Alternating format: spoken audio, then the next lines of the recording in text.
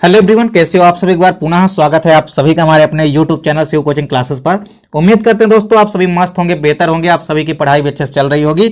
आज की इस वीडियो में हम देखेंगे क्लास 11th बायोलॉजी एनसीईआरटी। देखिए, इसके पहले हमने आपको यहाँ पे शैवाल यानी कि एल्गी के बारे में वीडियो प्रोवाइड करा दी है, यानी कि जो किंगडम प्लांटी है अर्थात पादप जगत का हमने आपको पहली वीडियो प्रोवाइड करा दी, जिसमें हमने एल्गी की पूरी शॉर्ट वीडियो आपको प्रोवाइड कराई है और उसमें हमने आपको एल्गी के प्रमुख कैरेक्टरिस्टिक्स भी करा दिए थे। आज की इस वीडियो में हम देखेंगे ब्रायोफाइटा। तो ब्रायोफाइटा देखेंगे, साथ ही साथ ब्रायोफाइटा के प्रमुख लक्षण क्या क्या होते हैं वो भी हम आपको आज की इस वीडियो में पूरा का पूरा कवर कराने वाले हैं। तो चलिए सीधे वीडियो को स्टार्ट करते हैं। देखिए, सबसे पहले यदि हम बात करें ब्रायोफाइट्स की, तो ये असंवहनीय स्थलीय पादप हैं। ये प्रथम स्थलीय पादप तो हैं ही, अर्थात स्थल में पाए जाने वाले ये पहले पादप हैं। साथ ही साथ ये असंवहनीय होते हैं, यानी वैस्कुलर टिश्यू का इनमें अभाव होता है। किसी भी प्रकार से इनमें जाइलम व फ्लोएम का अभाव होता है, अर्थात जाइलम व फ्लोएम इनमें नहीं पाए जाते हैं। तो ब्रायोफाइट्स भी क्या होते हैं? असंवहनीय स्थलीय पादप हैं, जो बेसिकली नम आवासों में पाए जाते हैं। इसके अलावा जब भी बात करते हैं ब्रायोफाइट्स की, तो इनमें देखिए द्विगुणित बीजाणुविद स्वतंत्र बहुकोशिकीय अगुणित युग्मकोद्भिद पर परजीवी के रूप में रहता है। यानी इनमें द्विगुणित जो बीजाणुविद होता है, यानी स्पोरोफाइटिक जो होते हैं, वो स्वतंत्र रूप से बहुकोशिकीय अगुणित युग्मकोद्भिद के ऊपर परजीवी के रूप में रहते हैं। इसके बाद यदि बात करते हैं ब्रायोफाइट्स के अध्ययन को हम क्या कहते हैं, तो ब्रायोफाइट्स के अध्ययन को हम ब्रायोलॉजी कहते हैं। वहीं ब्रायोलॉजी के यदि जनक की बात की जाए तो एफ केवर्स को हम ब्रायोलॉजी का जनक कहा जाता है। वहीं यदि भारत में हम पूछें कि भारत में ब्रायोलॉजी का जनक किसे कहा जाता है, तो प्रोफेसर एस.आर. कश्यप को भारतीय ब्रायोलॉजी का जनक कहा जाता है।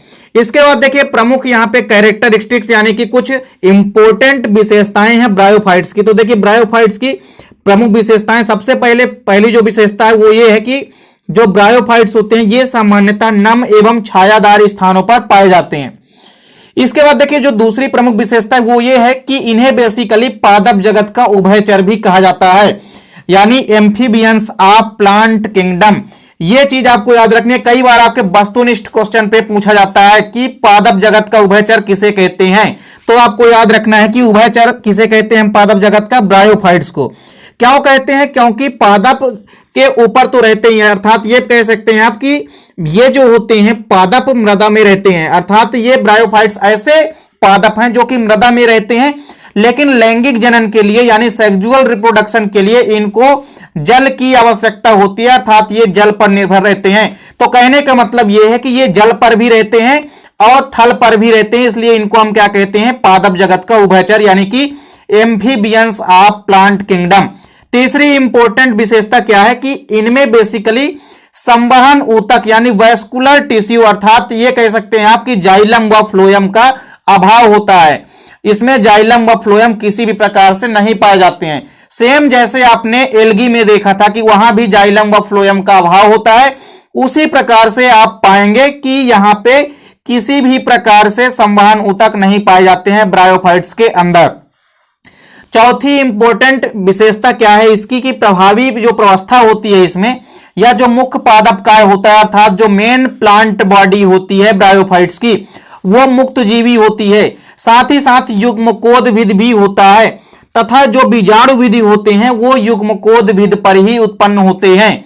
किसी भी प्रकार से आपको याद रखना है जो स्पोरोफाइट्स होते हैं वो गैमेटोफाइट्स के ऊपर डेवलप होते हैं। अगली विशेषता देखिए क्या है कि जो युग्मकोद्भिद पादप होते हैं इसकी अगुणित अवस्था होती है, जो कि समसूत्री विभाजन की प्रक्रिया द्वारा युग्मक उत्पन्न करती है, इसीलिए यह युग्मकोद्भिद कहलाती है। देखिए जो युग्मकोद्भिद अवस्था होती है इसको गैमेटोफाइट्स स्टेज इसीलिए कहते हैं क्योंकि इसमें जो युग्मकोद्भिद पादप होते हैं इनकी जो अगुणित अवस्था होती है इनमें समसूत्री यानी कि माइटोसिस डिवीजन होता है, और इस प्रक्रिया के परिणाम स्वरूप ही ये बेसिकली युग्मक उत्पन्न करते हैं। अब चूंकि जो भी युग्मकोद्भिद युग्मक उत्पन्न करेंगे उनको हम क्या कहते हैं? युग्मकोद्भिद कहते हैं। अभी यदि यहां पे आप देखते हैं कि जो युग्मकोद्भिद की जगह में यदि यहां पे युग्मक की जगह बीजाणु यदि उत्पन्न करते हैं तो बीजाणुविद अवस्था कहलाती, लेकिन ये समसूत्री विभाजन के परिणाम स्वरूप युग्मक उत्पन्न करते हैं, इसीलिए इसे हम युग्मकोद्भिद कहते हैं। अगली विशेषता देखिए क्या है कि ब्रायोफाइट्स जो होते हैं इनमें जो युग्मकोद्भिद होते हैं उनमें बहुकोशिकीय जनन अंग होते हैं। बेसिकली आप ये कह सकते हैं नॉर्मली तौर से कि जो ब्रायोफाइट्स होते हैं उनमें जो नर जनन अंग होते हैं वो पुंधानी कहलाते हैं, यानी कि एंथीरिडियम कहलाते हैं। वहीं जो मादा जनन अंग होते हैं यानी जो फीमेल रिप्रोडक्टिव ऑर्गन्स होता है वो क्या कहलाता है, स्त्रीधानी यानी कि आर्कीगोनियम कहलाता है। दोनों में बस थोड़ा सा डिफरेंस है, एक है एंथीरिडियम जो कि नर जनन अंग कहलाता है और आर्कीगोनियम जो कि मादा जनन अंग कहलाता है। इसके बाद देखिए अगली विशेषता है कि ब्रायोफाइट्स जो होते हैं ये समबीजाणुक होते हैं। कहने का मतलब ये है कि ये केवल एक ही प्रकार के बीजाणु उत्पन्न करते हैं। समबीजाणुक का मतलब यह है कि समान प्रकार के बीजाणुक, तो ये समान प्रकार के बीजाणु अर्थात एक ही प्रकार के बीजाणु उत्पन्न करते हैं। अगली विशेषता क्या है कि इनमें निषेचन होता है और निषेचन के फलस्वरूप जो जाइगोट या युग्मनज बनता है यह विभाजित होता है और विभाजित होकर के बहुकोशिकीय यानी कि मल्टी सेलुलर एम्ब्रियो का निर्माण करता है। आप पाएंगे कि जब भी ब्रायोफाइट्स में आप देखेंगे निषेचन के परिणाम स्वरूप तो आपको पता ही है कि जाइगोट या युग्मनज का निर्माण होता है और इसके परिणाम स्वरूप ही बहुकोशिकीय भ्रूण बनता है। एज लाइक ह्यूमन मतलब मानव के जैसे, जैसे मानव में क्या होता है युग्मक आपस में मिलते हैं तो युग्मनज बनता है यानी जाइगोट बनता है और जाइगोट में विभाजन के परिणाम स्वरूप बहुकोशिकीय भ्रूण का निर्माण होता है जिससे कि बीजाणुविद का निर्माण होता है ब्रायोफाइट्स में। अगली विशेषता है कि इनमें कायिक जनन पाया जाता है और कायिक जनन जो होता है यानी वेजिटेटिव रिप्रोडक्शन जो होता है इनमें वो फ्रेगमेंटेशन यानी कि खंडन के द्वारा होता है या इसके अलावा गैमी और मुकुलन यानी कि बडिंग के द्वारा भी होता है।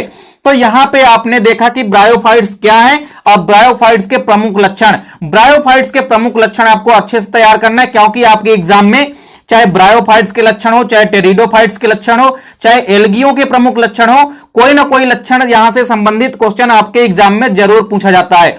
उम्मीद करता हूं दोस्तों वीडियो पसंद आई होगी। दोस्तों वीडियो अच्छी लगे तो लाइक और कमेंट जरूर कीजिए, साथ ही साथ दोस्तों के बीच ज्यादा से ज्यादा वीडियो को शेयर कीजिए। चैनल पे यदि नए हैं तो चैनल को सब्सक्राइब अवश्य कर लें। मिलते हैं दोस्तों नेक्स्ट वीडियो में, तब तक के लिए जय हिंद, वंदे मातरम।